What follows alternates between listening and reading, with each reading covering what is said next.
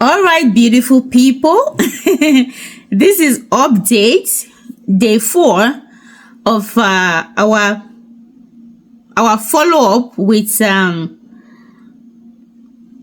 Sean Diddy Combs. Okay, I'm going to be speaking correct English because I see that a lot of people are interested in this case, and so I don't want to isolate it.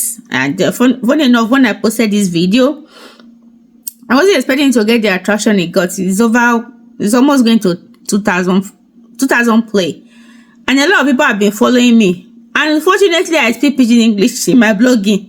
I don't know, they will not be able to understand my English. They're probably following me because of that video I did about Sean, because people are really interested. Okay, so I'm gonna be blogging this in this is my follow-up of PDD, your Diddy. I'm gonna be doing I'm gonna be blogging about it in English, okay, so people can understand me. So these are the things that went down today, because Ventura, what's her name?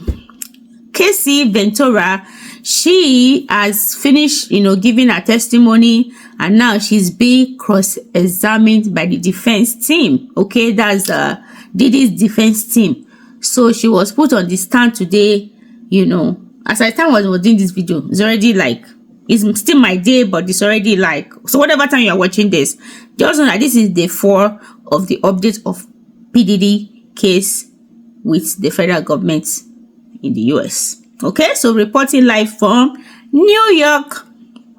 So these are some of the things that went down. I'm just gonna go ahead and read them randomly. Okay, so it said defense questions Casey Ventura in Sean Diddy Combs trial. Okay, so the cross-examination, the defense cross-examines Casey Ventura because she testified that Combs abused her and orchestrated sex performances. So he made her arrange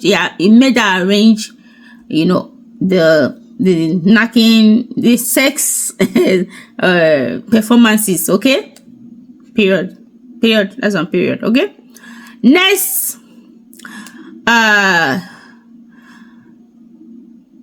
okay, we already talked about this one.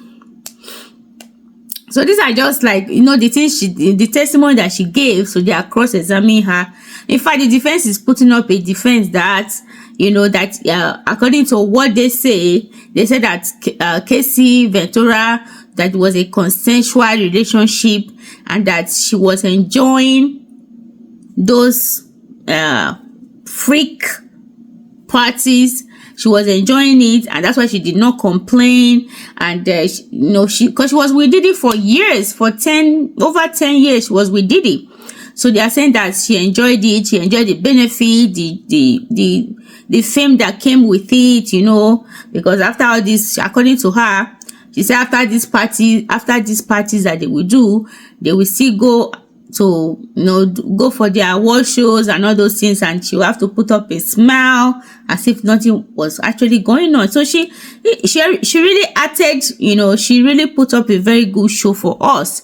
You can imagine that if not because the video broke out that time, she did not see anything. She just left the relationship, and she didn't see anything as to why she left. Probably because she was afraid, or because Puff Daddy or PDD, I always call him Puff Daddy, so bear with me, that's his name I know him for, because we used to jam to his music those days. So Sean Combs was blackmailing her. Every time she said, according to her, in her own words, she said he would threaten her, that was going to leak those videos out, so that could probably made her keep quiet until that video of his abuse came out on CNN. And of course, it's skyrocketed from that. It was after that she filed a lawsuit, and of course PDD quickly settled just to do hush, and of course that's what picked up the case. Okay, so they are saying they are cross-examining her today, and they said they were still going to continue tomorrow as well to cross-examine her, because she's a key witness, right? Because she herself was the one even orchestrating this This she herself was even involved in the planning of this freak off party. So at the end of the day, she might even end up even putting herself in trouble because because she participated in it and she was paying them, according to her, with Sean Combs' money. So she was actually an accomplice to the crime, as far as I'm concerned. I'm not a lawyer, but I mean, it is what it is, because she said it was a job for her, and over time she took it as a job. She will participate in it, and she will also plan it, and she will pay many of these many of these sex workers. You understand? So they are putting up the defense that she enjoyed it, she enjoyed the show, she enjoyed the money, the fame that came with being a girlfriend to Puff Daddy, and because she didn't whistle blow, she didn't come out and say anything. You understand?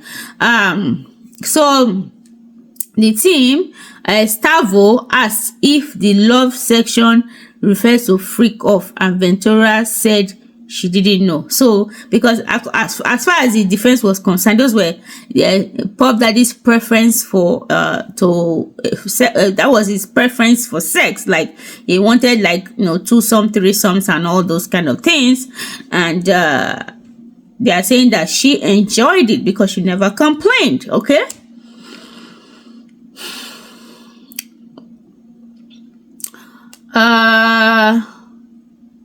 Okay, I already said that one.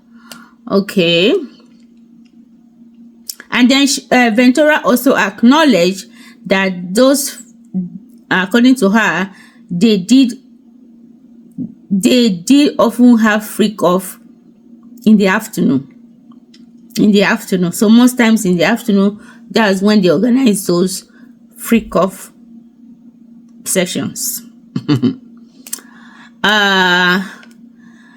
In later messages that still came out from her testimony on the phone, Combs asked Ventura if she wanted to have some freak fun in the afternoon. Okay, that was the question. So of course they are going through her phones, and they are counter asking how the thing the evidence on her phone.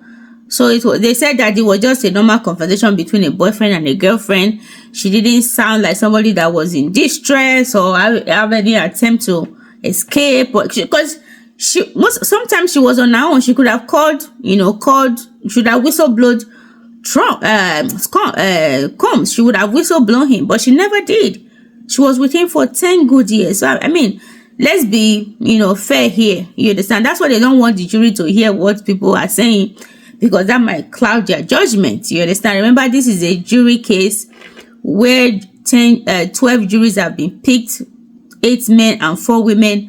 And, as the case is going on, they're going to be processing everything. And then they're going to, at the end of the day, which is going to be sometime first week of July, they're going to determine if Sean Combs is guilty of sex trafficking and racketeering and transportation of sex workers from state to state, and many of all those charges against him. Okay.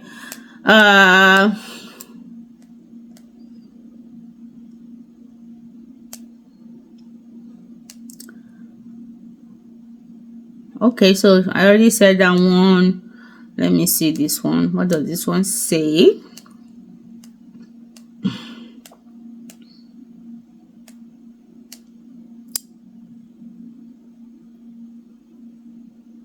Okay, I already said that one. Okay.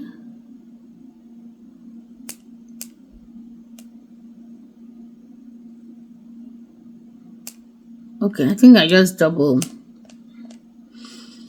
Anyway, so that's the updates. What else? Okay, let me see what they say here. I think I need to go back. Combs' lawyer answer Estavo has continued across examination. So that's the name of the lawyer. Her name is Ana Estavo. That's how in the picture. What else? What's else? Okay, let me read this one. In order for me to be more open with things we do in bed, I need to feel safe, like home. The last time was a mistake, but since has made me feel a little dirty and greeny as opposed to sexual and spontaneous. That's the only reason why I go back and forth in my mind with wanting and not wanting to do it. Okay, so that's Casey Ventura making that statement. And then the lawyer, Estavo, reviews some messages with Ventura from a 17-page text exchange between her and Combs. Okay, so they've been going back and forth, like the way boyfriend and girlfriend will text. Combs will ask her, do you want freak off this afternoon? Like as if na breakfast, like as if na food. So according to the text, couples was planning to see the Book of Mormon. Ventura sent Combs information about a sex club. Okay, Ventura sent Combs information about a sex club, which is called a Book of Mormon. So she was the one that was even encouraging it, allegedly. Okay. You see, text messages are implicating her too. Because the other, our own team, they talked about the positive text messages of, yeah, when they did their own. But now the cross-examination, of course, everybody that have access to those text messages, and the defense will always go. The defense will always go for the ones that help their case, of course, right? So according to the text, they said the couple were planning to see the Book of Mormon, which is a club. Ventura sent Combs information about a sex club. Can you imagine? So she actually was, really doing her job very well. In the thread, the couple was planning for Combs to join her in New York for the weekend.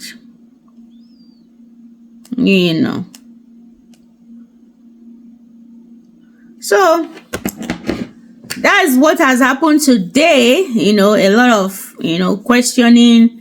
They have to ask her all these things. I want to know what she was thinking, what was in her head, what she was, because you cannot just take her testimony and just let her be. Of course, there's going to be a counter defense, yeah, so Combs team, they're really putting up a strong case. They are saying that it was a consensual relationship, and that Ventura, Casey, she participated in those freak-offs willingly, and she wasn't forced or coerced, And for her, she said that she felt threatened. She felt that it was her job, and that if she didn't do it, it was going to, probably harm her, or according to her, she had videos of every section, and they were threatening her that he was going to, leak out those videos. So the cross-examination continues tomorrow, which is going to be the 5th day. And of course, just be on the lookout for updates. I will try to do this update much early, you understand? So maybe right before people go to sleep, I'll try to drop the updates. So just be on the lookout.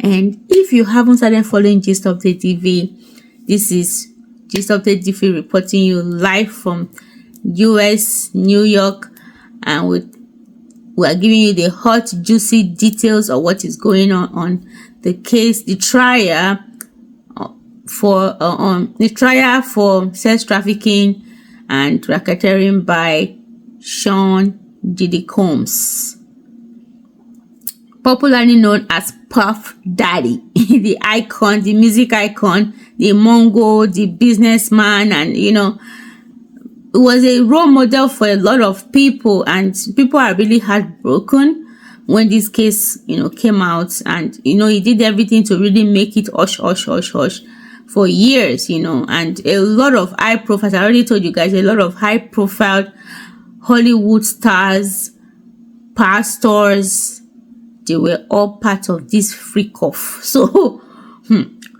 So we keep you guys updated, because I can't wait when those big names start rolling in, because of course they'll have to get to those ones too, right? because if the federal government have those videos that Diddy was recording, obviously they know the people that were involved in these freak-ups, and they are going to have to come out and give their testimony of how the party went. They're going to be calling them to the stage. It's up to them to decide if they want to be a testimony or not. But if you were party to the freak-off, you probably have to come out and testify. Say how it went. Were you drugged? Did you enjoy it? Was it consensual?